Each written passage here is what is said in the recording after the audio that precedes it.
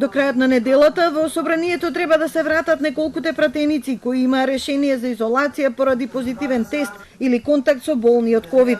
Со тоа владеачките партии повторно ќе имаат мнозинство од 61 пратеник за да можат да ги донесат законите и одлуките кои чекаат кворум за гласање. Со вакви очекувања во четврток на дневен ред ќе бидат ставени измените на деловникот, кои треба да овозможат онлайн гласање. Според предлагачот, спикерот Талат Џафери, ова ќе овозможи функционалност на собранието и во услови на пандемија. Собранието нема да работи целосно онлайн. Предлогот се однесува на пратеници кои ќе имаат решение од соодветна институција и ситуацијата им дозволува да се вклучат онлайн, односно самите се асимптоматски случаи или се на домашно лекување со лесни симптоми. 3 месеци зборуваме за тоа, па доколку опозицијата има забелешки, треба да ги достави и да бидат разгледани, а потоа може да бидат додадени во текстот. Опозицијските партии не се согласуваат. Веруваат дека со ваков предлог власта сака да прикрие дека не може секогаш да обезбеди мнозинство за гласање. На барањето консензус вчера го додадоа и бојкотот на координацијата кај Џафери.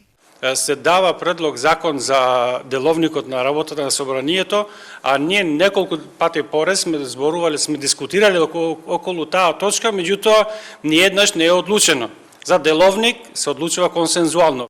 Владеачките партии тврдат дека и тие сакаат измени на деловникот со консензус, но не сакаат блокирано собрание.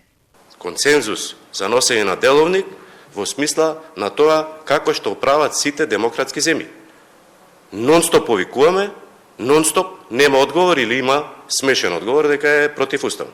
Сега пред граѓаните треба да кажеме јасно. Или сме за ова, или сакаме блокирано собрание.